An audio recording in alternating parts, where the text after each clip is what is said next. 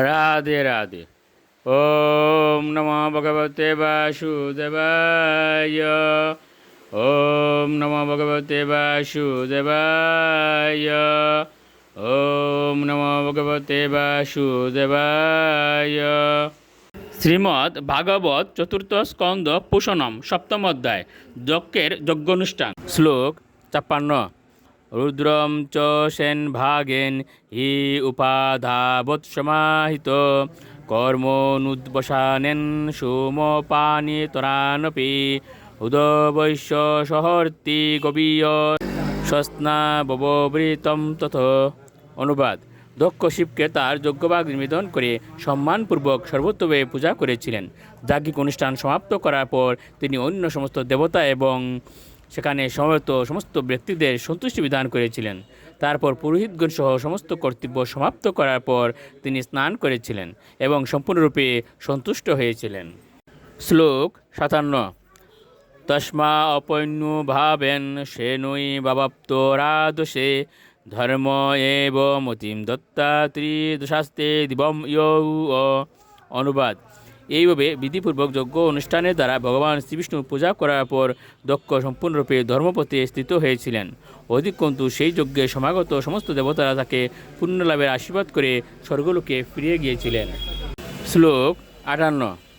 এবং দাক্ষায়ণী ইত্যা সতী পূর্ব কলেবরম যজ্ঞে ইমবত ক্ষেত্রে মেনায়ামিতি সুশ্রুম। অনুবাদ: মৈত্র বললেন, আমি শুনেছি যে দক্ষ থেকে প্রাপ্ত শরীর ত্যাগ করার পর দাক্ষায়ণী দক্ষ কন্যা হিমালয়ের রাজ্যে জন্মগ্রহণ করেছিলেন। তিনি মেনার কন্যারূপে জন্মগ্রহণ করেছিলেন। এই কথা আমি প্রামাণ্য সূত্রে শুনেছি। শ্লোক ৫৯। তমেব দ্বৈতম ভুয় আবিঙ্গক্তে পতিমম্বিকা অনন্য বা বৈক গতিম শক্তিয় সুপ্তেব পুরুষম। অনুবাদ: অম্বিকা দুর্গাদেবী, যিনি দাক্ষায়ণী সতীরূপে পরিচিতা ছিলেন, তিনি শিবকে পুনরায় তার পতিরূপে বরণ করেছিলেন, ঠিক যেমন পরমেশ্বর ভগবানের বিভিন্ন শক্তি নতুন সৃষ্টির সময় কার্য করে। শ্লোক ৬০।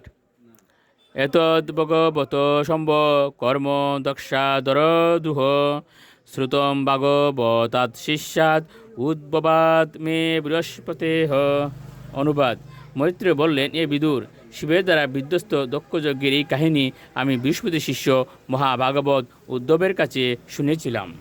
শ্লোক ৬১।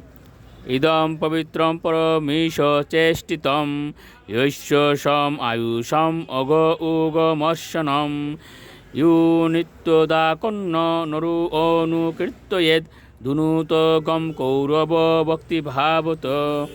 অনুবাদ: মহর্ষি মৈত্র তার বর্ণনা সমাপ্ত করে বললেন, হে কুরুনন্দন, পরমেশ্বর ভগবান শ্রীবিষ্ণু কর্তৃক পরিচালিত এই দক্ষ যজ্ঞের কাহিনী যদি কেউ শ্রবণ করেন এবং তা অন্যদের শোনান, তাহলে তিনি নিশ্চিতভাবে সমস্ত জড়কলুষ থেকে মুক্ত হন। ইতি শ্রীমদ্ ভাগবতের চতুর্থ স্কন্দের দক্ষের যজ্ঞানুষ্ঠান নামক সপ্তম অধ্যায়ের ভক্তি বেদান্ত তাৎপর্য। রাধে রাধে।